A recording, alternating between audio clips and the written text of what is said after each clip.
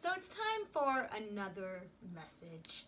But this time it's not going to be about defending my major, rather using some research done in my field to defend my generation and younger generations to come. I've been reading a lot of research recently about how technology affects adolescents. I don't really agree with some of the generalizations being made about our generation. So I just wanted to give this message backed up by research as to prove everyone who has these beliefs incorrect. Let's start with an article by Christy Wilkinson. The article is entitled, "We Are the Generation That Doesn't Want Relationships."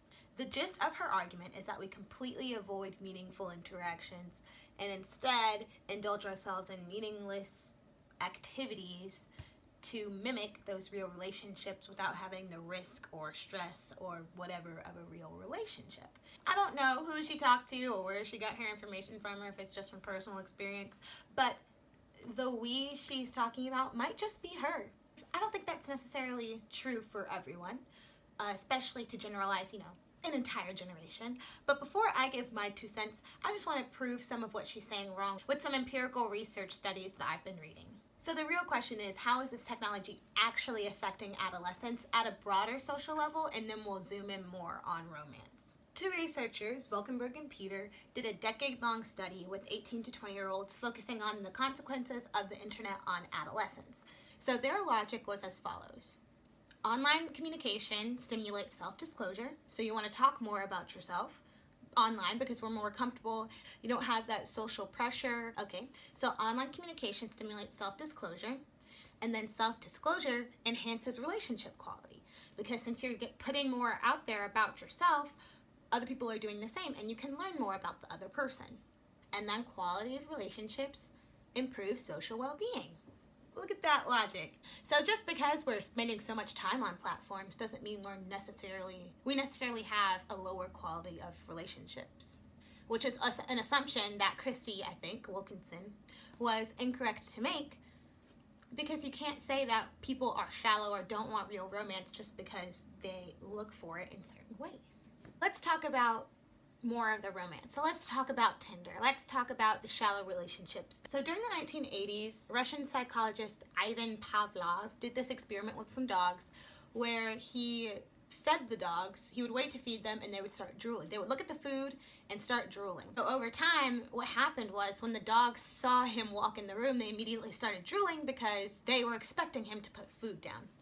They were expecting their reward. That's kind of what Tinder is, right? We're drooling. We're drooling, we're excited about the reward before we even get it. And that's what the swiping is. You're swiping with the hopes of getting matched, just like the dogs are drooling and drooling and drooling, excited about getting food. This also applies to why people gamble, why people play the lottery. It's the chance of winning. Even though it's so small, just that chance initiates some reward in our brain. But we build tolerance to that over time, so it's not always going to be as exciting. That's why I argue that Tinder doesn't affect the depth of our romantic relationships, because it gets old.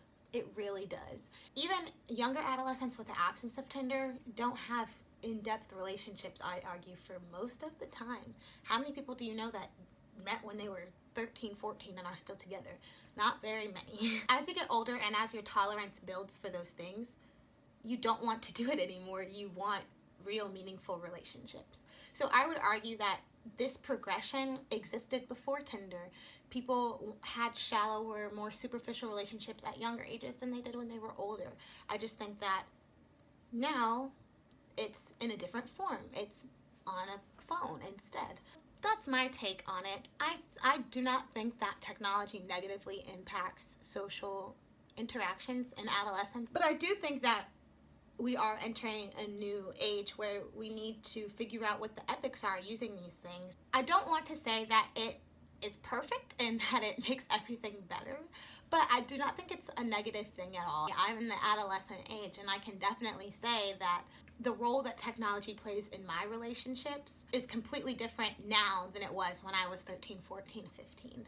It's just a different way of growing up. It's a different way of growing through adolescence. It's something else you have to learn. And I don't think that means we're the generation that doesn't want relationships. Just because it doesn't match the previous generations doesn't mean it's not romance. before you write an article bashing a whole generation, read some research first, and then just tweak your ideas a little bit. All right, thanks for watching. See you guys later.